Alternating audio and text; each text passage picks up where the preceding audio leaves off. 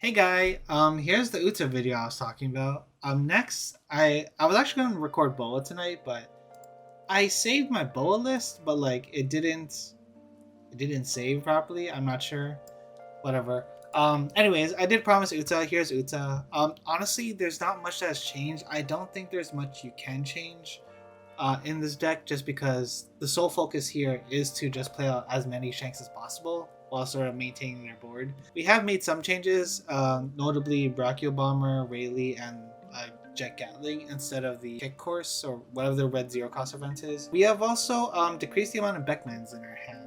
I understand that trash is pretty good. It gets around the Sabo effect, but with Blackbeard, like the West is obsessed with Blackbeard right now, and I don't blame it. I like playing Blackbeard myself, but this gets around. So no one's really playing Sabo, and this is a really good card to get around the Sabo effect. But not many people are playing the 5-cost Sabo just because, again, Blackbeard. Blackbeard kind of shits on Sabo. So we're switching to this. This because the meta right now is more of a swarm meta still, and it takes care of multiple bodies at once. Sure, it's good to trash a 6k, but it's even better to pop a 3k after minusing 3 and 2 from 2 characters for the next turn, right? So in one situation, we're getting rid of only one character, and in Rayleigh's situation, it's the same thing. We're getting rid of one character, but we're also affecting a second character for the next turn. And Uta is pretty fast, but her hand size gets depleted pretty quickly, and you'll see that in our video. So we want to be able to control the board until we get to our Shanks turn, because Shanks just, once you get Shanks on the board, you just control the board like just passively. We have the same idea here, the Ein Hyper Ramp Manifesto, just to search out any film cards to trash. And someone wrote to me in the comments, this lovely Chad suggested Brachio Bomber on 6-don going first. Like me later. It is good at going first. I actually have some gameplay. I didn't record that one. I was just sort of practicing on the side. I do have some gameplay when I just randomly happen to go first. I'm like, oh shoot, what do I do? And I'm like, oh, I have Brachio Bomber. Perfect. So it is really good when you're going first, but it's also really good because of its trigger. And the reason why we switched out the red one for the purple 0 cost is for the exact same trigger effect. Add one Dawn from your Dawn deck and says active. We don't care that's active. What we care about is we ramp. And that's because there are times where we're going to miss our Ein Hyper Ramp. Having these triggers, like, it really does help with the Hyper Ramp. And honestly, if you don't need the Hyper Ramp with these cards, like, they're still pretty good cards to on their own. Like, this makes anything a 3k. This removes a 6 cost. And honestly, if push comes to shove, these are cards to trash off a Baccarat just for a free 2k. So I don't think these cards are wasting the deck at all. Baccarat is so good in this deck. She's so good. She makes all your cards at 2k, and that comes in clutch so many times because we are running so many non-counter. We're running 20 non-counter, and that's essentially 22k. So it's pretty good in my opinion.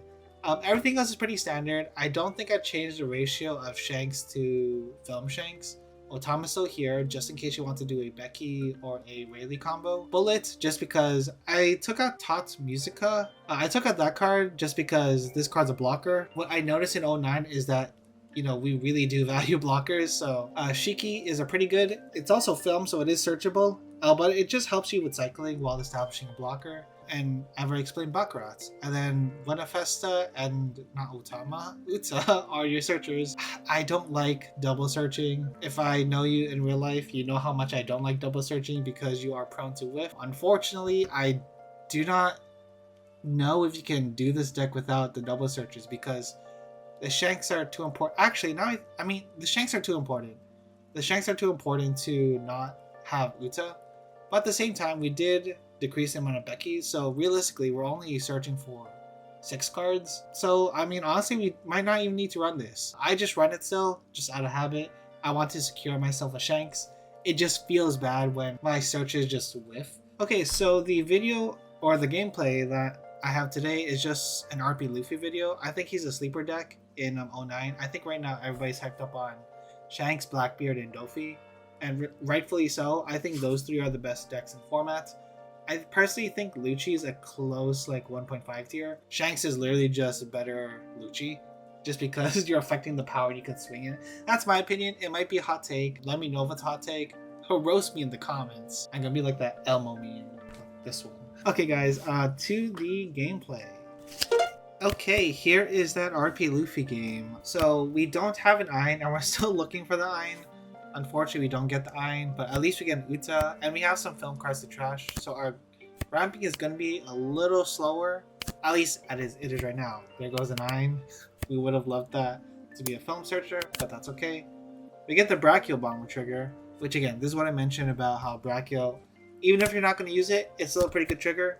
Just because it saves you like from that Ein play. So it gets rid of a body, but at the same time, it could ramp you a Dawn if you hit in life like that. So what we're going to do is we're probably going to swing 7 into lead and then play out a Baccarat. We trashed a bullet, yeah, I would too. I was actually, yeah, now that I look at it, I would trash the bullet too, just because each Baccarat gives us a free 2k. But it is a good idea to hold on to this as well, just because he is going to be swinging rather tall. So it's nice to have a big blocker on board, but you know, having the 2ks are also valuable, just in case he wants to go wide. So we play out the Baccarats. A bit of a misplay here.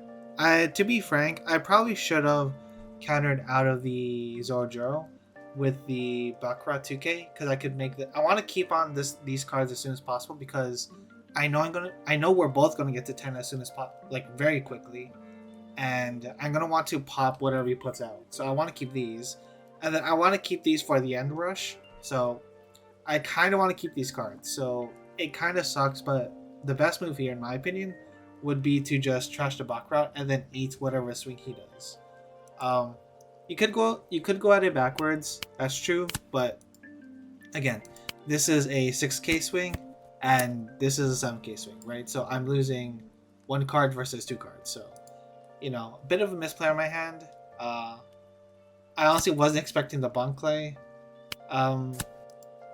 So why did I trash the Shanks? I know I just said I wanted him, but we probably got one of the best lives in Beckman, because now we have a way to clear these bodies. Because he's probably expecting us to play Beckman, which is fine. Either way, we have to double counter, and we have an answer for the Zorjor and the Bonclay, which is going to buy us a lot of time for us to 1, build hand, and 2, get to Shanks. So we're going to do that, trash the Bonclay. Now we got a full-ish board. Realistically only 1 attacker, but this is when he starts to play out blockers.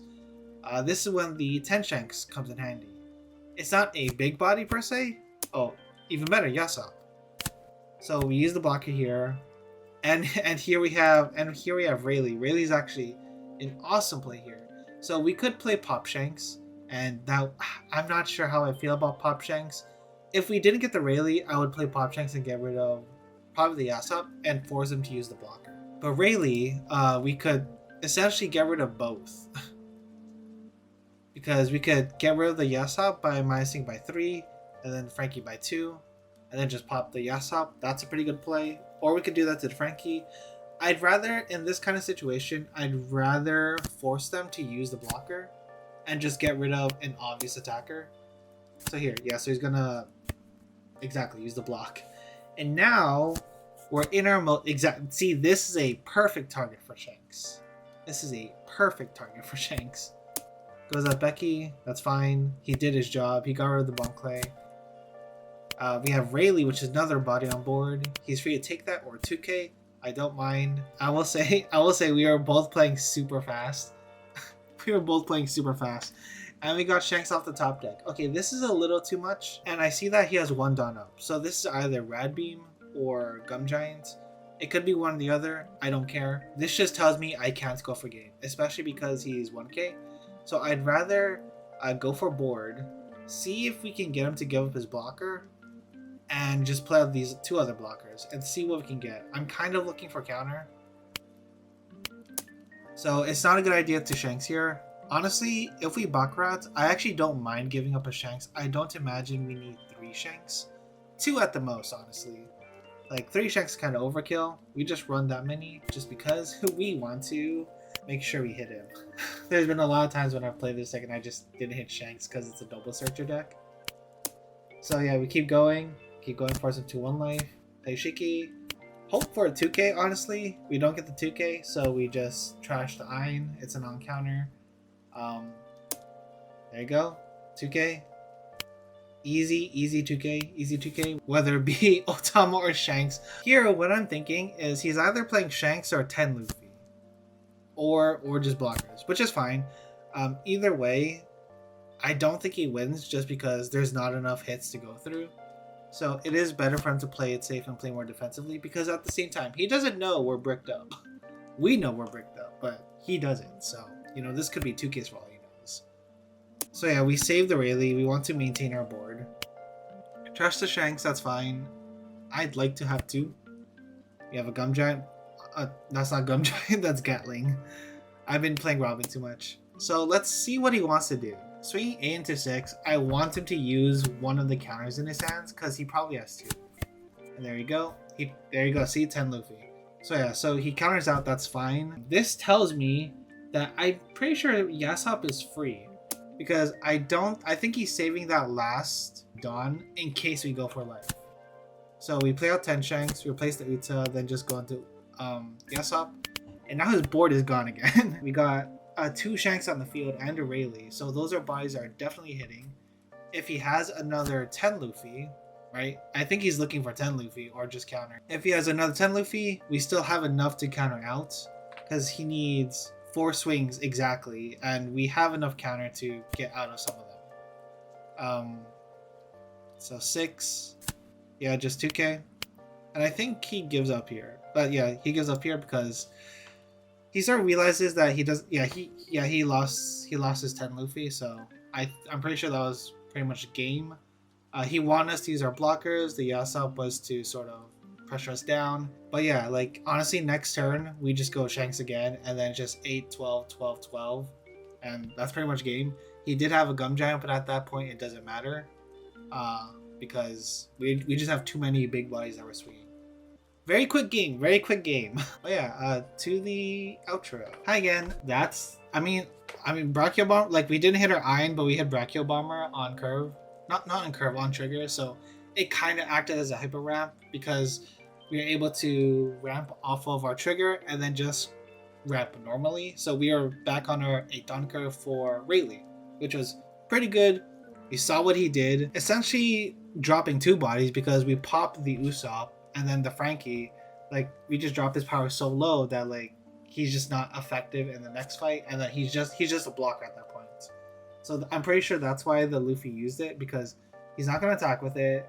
I personally value attack with blockers because I think it's super like unorthodox. It'll catch people off guard. Like they'll be counting your attacks, and then you just attack with your blocker, and they're like, "What the fuck?"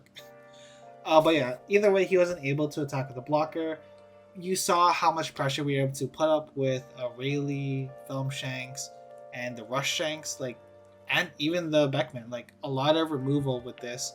A lot of red removal. That's why I said first that this is sort of like, not this, but Shanks and Red Hair Parrots is basically like a better Lucci, because the reason why I say that is because you drop their power, which makes them, even if you don't pop them, if they're counting your attackers and they're not expecting you to attack with like chump bodies, but if you can drop like a Boa by 3 or a Boa by 2, you pop her to 4, and then now all of a sudden you're swinging at her with like Baccarats or Ain. They're not going to expect that. Like, it's extremely hard to deal with, and it kind of ruins their game plan in my opinion. So that's my thoughts on the new Red Hair Pirates package. I like it personally. I would play Shanks if I pulled more Shanks cards. I'll be honest, I pulled more Blackbeard cards. Like, I think I pulled like 6 Blackbeard blockers, so I'm like, I guess I'm faded to whatever. So yeah, there's that. Here's my Uta Decklist. I like how this feels. I like how it feels when you hit. There are going to be times where you don't hit and it feels awful. And I will be honest, there is probably a better card to put in place of Uta here.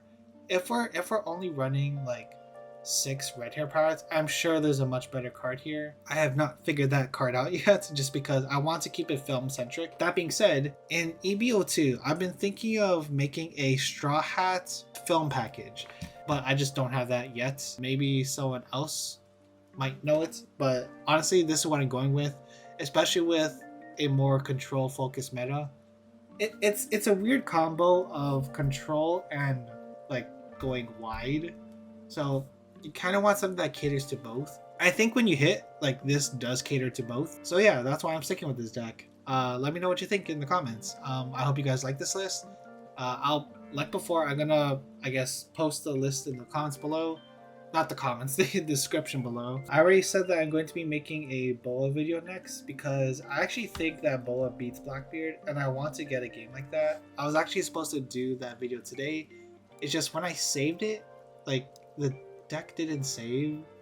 So I'm not sure what happened there, but next, most likely a Boa video or something else. or something else. But yeah guys, thanks for watching the video. I'll see you guys next time. Peace.